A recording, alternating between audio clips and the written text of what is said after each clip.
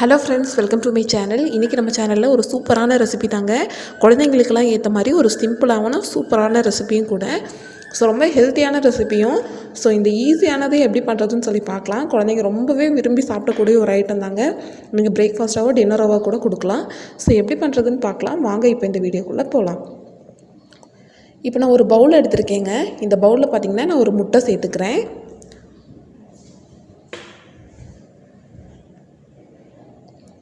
சேர்த்த பின்னாடி இதை வந்து நல்லா மிக்ஸ் பண்ணி விட்டுறலாங்க முட்டையை.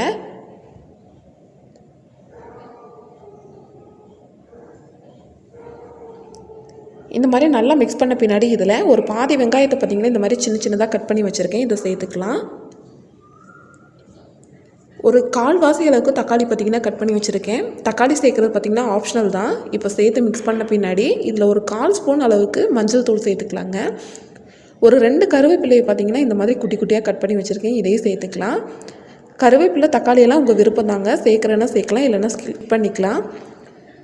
இப்போ இதில் ஒரு 1/4 ஸ்பூன் அளவுக்கு பெப்பர் தூள் சேர்த்துக்கலாங்க. ரொம்ப கம்மியாக சேர்த்துக்கோங்க. உங்கள் குழந்தை எந்த அளவுக்கு காரம் சாப்பிடுங்கிறத பொறுத்து நீங்கள் சேர்த்துக்கலாம்.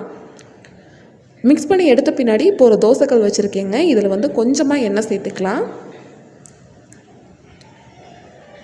எண்ணெய் சேர்த்துட்டு இந்த எண்ணெய் பார்த்திங்கன்னா கல் ஃபுல்லாக வர்ற மாதிரி இந்த மாதிரி நல்லா ப்ரஷ் பண்ணி எடுத்துக்கலாங்க. ப்ரஷ் இல்லை அப்படின்னா நீங்கள் துணியை யூஸ் பண்ணுவீங்களா, நார்மலாக எண்ணெய் தேய்க்கிறதுக்கு எப்படி யூஸ் பண்ணுவீங்களோ அப்படி யூஸ் பண்ணிக்கோங்க. இப்போ நம்ம ரெடி பண்ண முட்டையை பார்த்திங்கன்னா இதில் ஃபுல்லாக இந்த மாதிரி போட்டுடலாம். இந்த மாதிரி நல்லா ஸ்ப்ரெட் பண்ணி விட்டுருங்க.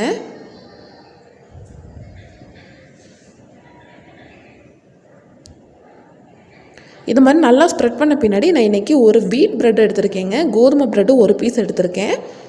ஒரு பீஸுக்கு பார்த்திங்கன்னா ஒரு முட்டை சரியாக இருக்கும், அதுதான் கணக்கு. இப்போ பார்த்திங்கன்னா இந்த மாதிரி ஒரு பக்கம் வச்சுட்டு எடுத்து மறுபக்கமும் வச்சுக்கோங்க. அந்த முட்டையோட அந்த ஈரம் கொஞ்சம் இருந்தால் தான் அடுத்த பக்கத்தில் பார்த்திங்கன்னா இந்த முட்டை பார்த்திங்கன்னா நல்லா ஒட்டிக்கும். இப்போ இதை சுற்றிலும் இந்த மாதிரி நல்லா மடித்து விட்டுக்கலாங்க.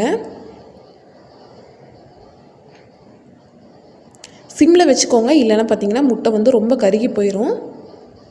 முட்டையோட டேஸ்ட் அப்புறம் தெரியாமல் போயிருங்க. இப்போ இந்த மாதிரி 4 பக்கமும் நல்லா மடித்து விட்டுருங்க. மடித்து விட்ட பின்னாடி இதை திருப்பி போட்டுருங்க. திருப்பி போட்டுட்டு ஒரு 2 நிமிஷம் 2 பக்கமும் திருப்பி போட்டு முட்டை நல்லா வேகிற அளவுக்கு வேக வச்சு எடுத்துக்கோங்க. முட்டை வெந்துருச்சு அப்படின்னா இது ரெடி ஆயிடுச்சுன்னு அர்த்தம். இந்த பக்கம் கொஞ்சம் அந்த பக்கம் கொஞ்சம் திருப்பி போட்டுக்கோங்க. தேவைப்பட்டால் நீங்கள் வந்து எண்ணெய் சேர்த்துக்கலாம். நெய் சேர்க்காதீங்க. நெய் சேர்த்திங்கன்னா இந்த முட்டையோட டேஸ்ட்டுக்கும் நெய்க்கும் பார்த்திங்கன்னா அந்தளவுக்கு நல்லா இருக்காது.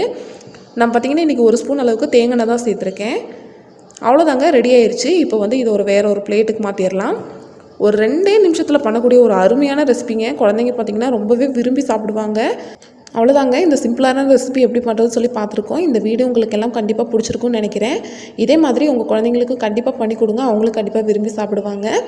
ஸோ இந்த வீடியோ உங்களுக்கெல்லாம் பிடிச்சிருந்துச்சுன்னா லைக் பண்ணுங்கள், ஷேர் பண்ணுங்கள், கமெண்ட் பண்ணுங்கள். சேனலை மறக்காமல் சப்ஸ்கிரைப் பண்ணி பக்கத்தில் இருக்க பெல் பட்டனை கிளிக் பண்ணி ஆளுங்கிற ஆப்ஷனை செலக்ட் பண்ணி வைங்க. அப்போ தான் நம்ம போடக்கூடிய எல்லா வீடியோஸோட நோட்டிஃபிகேஷனுமே உங்களுக்கு வரும். தேங்க்யூ ஃபார் வாட்சிங் ஃப்ரெண்ட்ஸ்.